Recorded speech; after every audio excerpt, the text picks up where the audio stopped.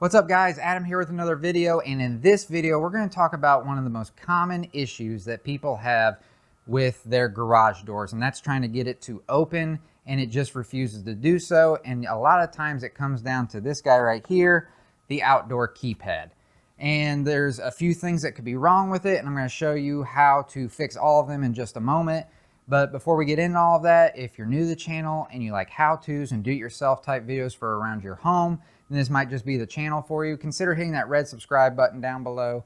And if you find the information in this video to be helpful to you, let me know by leaving a comment down in the comment section and also giving the video a thumbs up.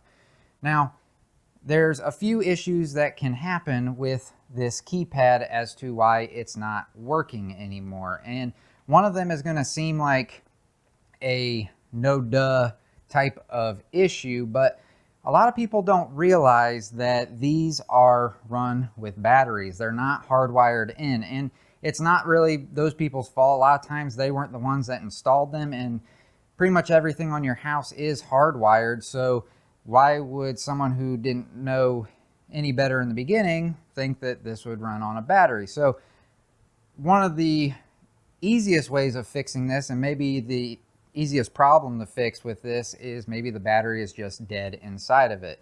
And all of these are going to be a little bit different, but it's almost always down here at the bottom of the keypad where the battery is housed.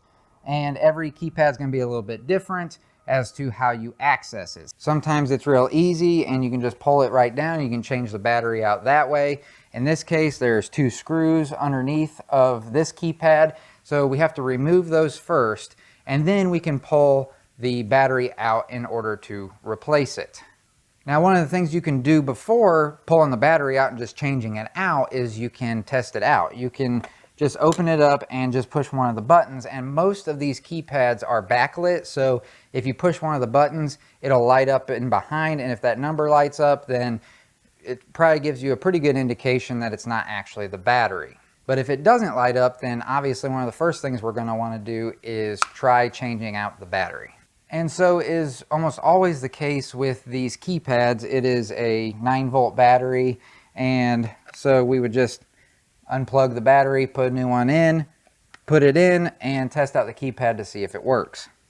Alright, so if you've tried replacing the battery and it's still not working, the next thing that you can go on to checking is the keypad itself. This is also a very common thing that can happen, is these numbers on this keypad can wear out over time. And a lot of people will only use like 2 numbers or even just 1 number to make their passcode. And so, for instance, if somebody just makes their passcode 7777, most of the time it's a 4-digit passcode, then there is a possibility that that number 7 may just be worn out, and we need to change the passcode to something else that does not involve that number. That's pretty easy to do. Just follow the instructions of your particular keypad and just change the passcode and see if that doesn't work.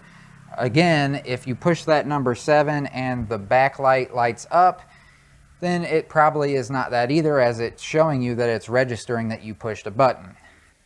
If then just changing the passcode doesn't work and you find that it's not actually just one of these numbers has worn out, then it may be the case of your keypad and your garage door opener somehow just are not in sync with each other. They're no longer connected and communicating with each other. So in that case, you would need to go to your garage door opener and push the learn button. And once you push the learn button, then you would need to follow the steps for your keypad in order for it to sync up with the garage door opener.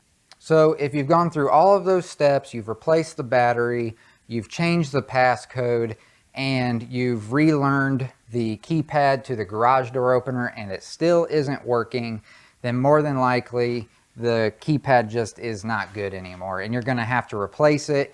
The good news is this is a pretty easy and cheap fix.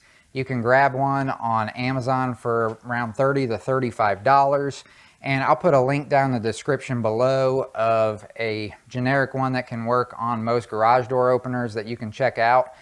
And it's pretty easy to do. Every one of them is going to be a little bit different. With this one, I've got 2 caps on top of where the screw heads are that are holding this to the wall here.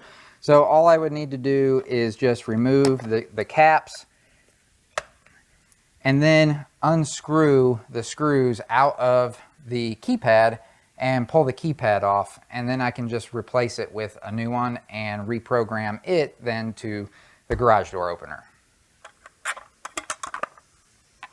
And just like that. And when you get your new keypad, it's going to be really easy to install. You're just going to pretty much just install it in the reverse order of how you took your old one off. Now your new keypad may be longer or shorter than the one that you previously had on there, but this is really no big deal at all. It's still very easy to do. Most keypads just have the 2 screw holes on the top and the bottom. So you can take one of your screws and put it in one of the old screw holes from the previous keypad, and then you would just take the second screw and use a screw gun and screw it down. Alright guys, so there's a bunch of tips and tricks and easy fixes for you to get that keypad working again and that garage door going back up and down. It's a really common question, and a lot of people I've noticed are looking for an answer to it.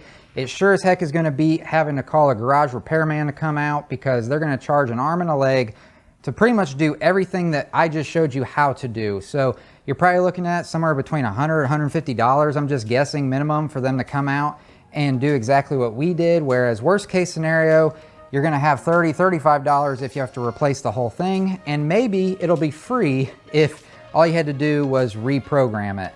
So I hope that you found this video to be helpful and informative for you. If you did, please let me know by leaving a comment down in the comment section down below, and also giving the video a thumbs up. And if you like how-tos and do-it-yourself type videos like this one, where we fix things and do projects around the house, then this might just be the channel for you.